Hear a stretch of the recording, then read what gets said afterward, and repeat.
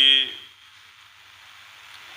സഭയുടെ മേൽപ്പെട്ട ശുശ്രൂഷയിലേക്ക് ഈ നാളുകളിൽ ദൈവത്താൽ നിയോഗിതരാക്കപ്പെടുന്ന ഞങ്ങൾക്ക് മൂവർക്കും ഇന്ന് ഈ ശുശ്രൂഷയിൽ സംബന്ധിച്ച് ചില ഓർമ്മപ്പെടുത്തലുകൾ ഇവിടെ നൽകിയതിനെ കുറച്ചുകൂടെ മനസ്സിലാക്കുന്നതിനും ഏത് ഒരു ഉത്തരവാദിത്തത്തിലേക്കാണ് ഞങ്ങൾ പ്രവേശിക്കപ്പെട്ടിരിക്കുന്നത് എന്നുള്ള വലിയ ബോധ്യം ദൈവജനത്തോട് ചേർന്ന് ഇന്ന് അതിനെ വിചിന്തനം ചെയ്യുന്നതിനുമൊക്കെയുള്ള അവസരമാണ് ലഭിച്ചത്.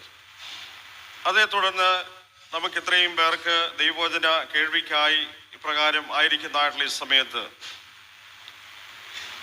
അഭിനന്ദ പൗലോസ് തിരുമേനിയുടെ സാന്നിധ്യം, ഈ കഴിഞ്ഞ നാളുകളിൽ നമുക്ക് ലഭിച്ച സാന്നിധ്യം, ഇന്ന് ഒരു ശുശ്രൂഷയുടെ മറ്റാർക്കും ലഭിക്കാത്ത ഒരു ഭാഗ്യകരമായ ഒരു അനുഭവത്തിലാണ് ഞാൻ നിൽക്കുന്നത് നിങ്ങളുടെ മധ്യത്തിൽ. അഭിനന്ദ തിരുമേനിയുടെ സാന്നിധ്യത്തിൽ തന്നെ തിരുമേനി ഈ ഒരു ശുശ്രൂഷയുടെ പിന്തുടർച്ച ഈ ഭദ്രാസനത്തിൽ തുടർന്ന് നിറവേറ്റുന്നതിന് ഈ ഒരു സ്ഥാനത്തേക്ക് എന്നെ ആ കസേരയിൽ ഇരുത്തി. ഇനി ഇവിടാണ് പ്ലേസ് എന്ന് പറഞ്ഞ് മൂത്ത സഹോദരന്മാരായ ജ്യേഷ്ഠന്മാരായ രണ്ട് അഭിമന്യ തിരുമേനിമാരും ഈ ഒരു സ്ഥാനത്തേക്ക് പ്രവേശിക്കാനായിട്ട് ലഭിച്ചതായിട്ടുള്ള അസുലഭമായ ഒരു ഭാഗ്യാവസ്ഥയെ ഓർത്ത് ഞാൻ ദൈവത്തെ സ്തുതിക്കുന്നു, ദൈവത്തെ മഹത്വപ്പെടുത്തുന്നു. ഞങ്ങളുടെ ആരുടെയും പ്രത്യേകമായിട്ടുള്ള യോഗ്യതകൾ കൊണ്ടല്ല, പിന്നെയോ ഇവിടെ ഓർമ്മിപ്പിച്ചതുപോലെ ദൈവം ഈ ശുശ്രൂഷയ്ക്ക് വേണ്ടി വിളിച്ചിരിക്കുന്നു, ദൈവത്താൽ ഞാൻ പിടിക്കപ്പെട്ടിരിക്കുന്നു എന്നുള്ള ബോധ്യത്തോടുകൂടെ തുടർന്നുള്ള നാളുകളിൽ ഈ ശുശ്രൂഷയിൽ നിലനിൽപ്പാനായിട്ട് പ്രിയപ്പെട്ട ദൈവജനത്തിൻ്റെ വലിയ പ്രാർത്ഥന ഞങ്ങളോടൊപ്പം ഇത്രയും നാളുണ്ടായിരുന്നു, തുടർന്നും അത് ലഭിക്കും എന്നുള്ളതായ വലിയ വിശ്വാസമുണ്ട്. ഞാനിപ്പോൾ ആമുഖമായി ചില വാക്കുകൾ പറഞ്ഞ് അവസാനിപ്പിക്കുക അത്രേ ചെയ്ത്, കാരണം ഇനിയും ഉദ്ഘാടന സന്ദേശം നൽകുന്നതായിട്ടുള്ള അഭിനന്ദ തിമോത്തിയോസ് തിരുമേനി, അതേ തുടർന്ന് മുഖ്യ സന്ദേശം നൽകുന്നതായ വന്യ വികാരി ജനറൽ ജോർജ് മാത്യു അച്ഛന്മാരും തിരുമേനിയും ഒക്കെ അച്ഛനും ഒക്കെ പ്രസംഗിക്കാനുള്ളത് കൊണ്ട് ചുരുക്കമായി ഈ ഭദ്രാസനത്തിൻ്റെ ഇതുവരെയുമുള്ള പ്രവർത്തനങ്ങളിൽ വ്യാപരിച്ച ദൈവം പ്രത്യേകമായി ഒരു കൺവെൻഷനിലൂടെ, ഇത് നമ്മുടെ ഓരോ വർഷവും എല്ലാ വർഷവും നാം കൂടി വരുന്ന ഈ കൺവെൻഷൻ മീറ്റിങ്ങുകളിലൂടെ ഒരു വർഷത്തേക്കുള്ള നമ്മുടെ ആത്മീയമായ ഒരുക്കം, നമ്മുടെ ജീവിതത്തിൻ്റെ കഴിഞ്ഞ നാളുകളിലേക്ക് തിരിഞ്ഞു നോക്കുന്നതിനും ഇത്രത്തോളം നമ്മെ വഴി നടത്തിയിരിക്കുന്ന ദൈവ സാന്നിധ്യം അത് തുടർന്നുള്ള നാളുകളിൽ നമ്മുടെ ജീവിത വഴികളിൽ നമ്മെ പ്രകാശമാനമാക്കുന്നതിന് വേണ്ടി ദൈവവചനത്തിനു മുമ്പാകെ നമ്മെ തന്നെ സമർപ്പിക്കുന്നതിനുള്ള ഒരു അവസരവും കൂടിയാണിത്. ഭൗതികമായിട്ട് നമുക്ക് പലതരത്തിലുള്ളതായ വളർച്ച ഈ കഴിഞ്ഞ നാളുകളിലൊക്കെ ഉണ്ടായെങ്കിലും ആത്മീയമായിട്ടുള്ള അനുഭവങ്ങളിൽ നമ്മൾ എത്രമാത്രം മുന്നോട്ട് നീങ്ങുന്നു എന്നുള്ളത് നമ്മെ തന്നെ ശോധന ചെയ്യുന്നുള്ള ഒരു അവസരം കൂടിയാണ് ഈ കൺവെൻഷൻ വേദികൾ. കൺവെൻഷൻ വേദിയിൽ വചനത്തിൻ്റെ പ്രഘോഷണത്തിൻ്റെ വലിയ അവസരങ്ങളാണ് നമുക്ക് മുമ്പിൽ സൃഷ്ടിക്കുന്നത്. നാം ദൈവജനമായി വിളിക്കപ്പെട്ടിരിക്കുമ്പോൾ നമ്മെ അതിനുവേണ്ടിയാണ് ദൈവം വിളിച്ചിരിക്കുന്നത്.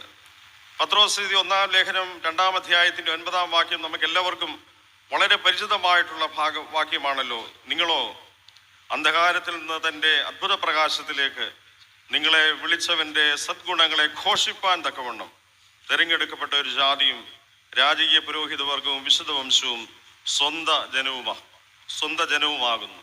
നിങ്ങൾ ഈ ഒരു സന്ദേശം സദ്ഗുണങ്ങൾ ഘോഷിക്കുന്നതിന് വേണ്ടി തിരഞ്ഞെടുക്കപ്പെട്ടവരാണ്. ദൈവിക ഗുണങ്ങളെ, സദ്ഗുണങ്ങളെ പ്രഘോഷിക്കുന്നതാണ് സഭയുടെ ദൗത്യം എന്ന് പറയുന്നത്. ദൈവരാജ്യത്തിൻ്റെ ഈ സന്ദേശമാണ് യേശുക്രിസ്തു ഈ ലോകത്തില് തൻ്റെ ശുശ്രൂഷയിലൂടെ ഈ ലോകത്തിന് നൽകിയത്. കർത്താവ് പറഞ്ഞു, ആ സന്ദേശം സ്വർഗസ്ഥനായ നിങ്ങളുടെ പിതാവ് സൽഗുണപൂർണനായിരിക്കുന്ന പോലെ നിങ്ങളും സൽഗുണപൂർണരായിരിക്കുവിൻ.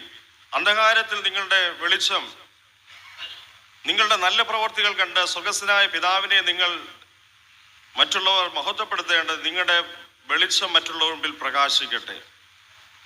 ഘോഷണം എന്ന് പറയുന്നത് കേവലം വാക്കുകളിലൂടെ മാത്രമല്ല, നമ്മുടെ ജീവിതത്തിൻ്റെ ഓരോ അനുഭവങ്ങളിലൂടെയും ഈ നമ്മുടെ നല്ല വർത്തമാനം ഘോഷിക്കപ്പെടുവാൻ, അത് വൈവിധ്യമാർന്ന ജീവിത മണ്ഡലങ്ങളിലും നമുക്ക് എതിർപ്പുകൾ നേരിട്ടുകൊണ്ടിരിക്കുന്ന ഈ കാലഘട്ടത്തിലും ഈ ഒരു വലിയ വിളിക്കാണ് നമുക്ക് ഓരോരുത്തർക്കും ലഭിച്ചിരിക്കുന്നത്. അതുകൊണ്ട് ദൈവരാജ്യത്തിൻ്റെ മൂല്യങ്ങളായ നീതിയും സമാധാനവും, അത് അതിൻ്റെ പ്രഘോഷണം, അതിൻ്റെ പ്രവർത്തനമാണ് സുവിശേഷ വേലയിലൂടെ, സുവിശേഷ പ്രചരണത്തിലൂടെയൊക്കെയും നിറവേറ്റേണ്ടത്.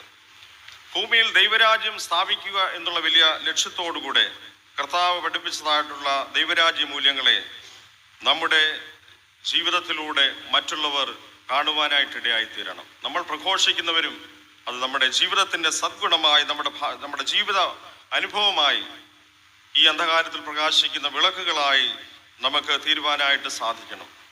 വിശുദ്ധ യോഹന്നാൻ സ്നാപകനെ പറ്റി പറയുന്ന, അവൻ വെളിച്ചത്തിന് സാക്ഷ്യം വഹിപ്പാനായിട്ട് വന്നവനാകും. അവൻ സ്വയമേ വെളിച്ചമായിരുന്നില്ല.